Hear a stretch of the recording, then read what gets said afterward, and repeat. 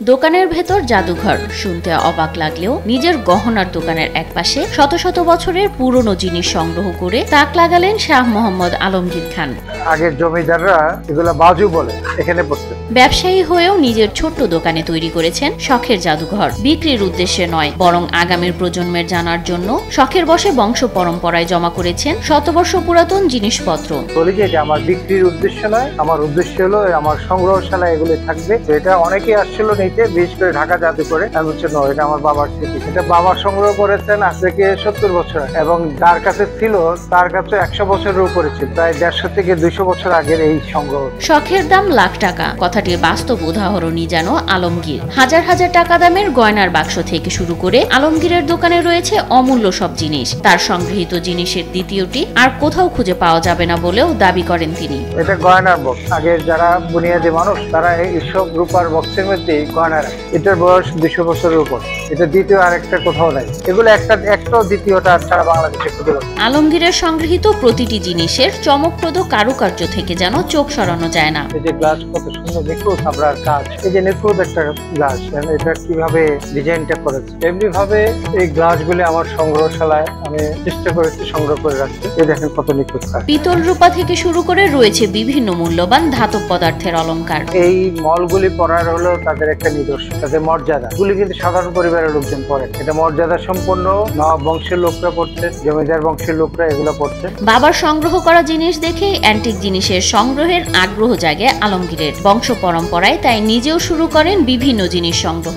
আমি দোকানে বসার পর আমি প্রথম আমার বাবার হাতে হুক্কা পেয়েছি, রূপার হুক্কা। রূপার এটার কলকি আছে, সবকিছু আছে। এটার ভিতরে কলকি টানার ইয়েটাও আছে, এভরিথিং। এটাই আমাকে এনকারেজ করেছে। এগুলো আমি আমার বাবার স্মৃতি আছে, আমার স্মৃতি, বাকি সবগুলি আমার নিজের স্মৃতি। এবং এটাই ইতিমধ্যেই আমি আমার পরিবারের সন্তানদেরকে বলেছি, এগুলা কোনো বিক্রি উদ্দেশ্য নয়। এগুলো তোমরা পারলে আরো সংগ্রহ করো, সংগ্রহশালা থেকে সংরক্ষণ করবে। যখনই কোনো অ্যান্টিক জিনিসের খোঁজ পেয়েছেন, সাথে সাথে তা দ্বিগুণ দাম দিয়ে ক্রয় করেছেন আলমগীর। পরম যত্নে সাজিয়ে রেখেছেন দোকানের একপাশে। আমার সংগ্রহশালায় আমি ওই বিভিন্নভাবে সংগ্রহ করি। যারা আমি মার্কেটের থেকে বেশি দিয়ে এগুলো কিনে আমার এখানে এটা রাখি, তারা এই ধরনের কালেকশন করে, তারা আমার কাছে নিয়ে আসলে আমি বাজার থেকে অনেক বেশি মূল্যে আমি এগুলো খরিদ করে আমার কালেকশনে রেখেছি। এটা জমিদার পরিবার ছাড়া এগুলো পাওয়া যায়। ঐতিহ্যকে আঁকড়ে ধরে রাখতে এবং নতুন প্রজন্মকে পরিচয় করিয়ে দিতে সংগ্রহ করেছেন বিভিন্ন আকৃতির জিনিসপত্র।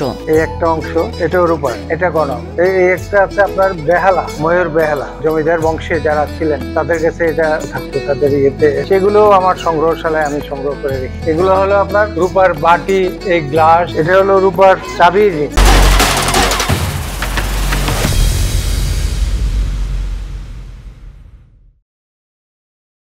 কুমিল্লা নগরীর ছাতিপট্টি এলাকার রাস্তার পাশের দোকানে সাজিয়ে রাখা অনিন্দ সুন্দর ধাতব জিনিসগুলো আপনাকে আকৃষ্ট করবে চুম্বকের মতো। দোকানের ভিতরে ঢুকলেই মোহবিষ্ট থাকতে হবে বেশ কিছুক্ষণ। সেকেলে জিনিসপত্রের ভিড়ে মনে হতে পারে আপনি চলে গেছেন শতবর্ষ পিছনে কিংবা তারও আগে। এখানে এই লকের মধ্যে ঝুলিয়ে কোমরে রেখে মহিলারা এটা ব্যবহার। এটা হলো একটা শামুকের মতো, চুকির শোয়ের মধ্যে এগুলা রাখা হতো। আর এগুলো আছে বালা, এগুলো হলো কাটা চামিচ। এটা হলো মাথার তাজ। এটা হলো একটা ধানের শীষ বানা রূপা দিয়ে। অনেক কাজ। এই বিষয়গুলো হলো আতরদান। এটাও আপনার হিন্দুরা সিঁদুর হিসেবে, এটা কোটা হিসেবে ব্যবহার করে। আলমগীরের সংগ্রহ করা প্রতিটি জিনিসের দাম শুনলে যেন চোখ ছানা ভরা হওয়া অবস্থা। তবে দাম যেমনই হোক না কেন, দুষ্প্রাপ্য কোনো জিনিস হাতে পেলে লাখ লাখ টাকা খরচ করতেও কার্পণ্য করেন না এই অ্যান্টিক প্রেমী।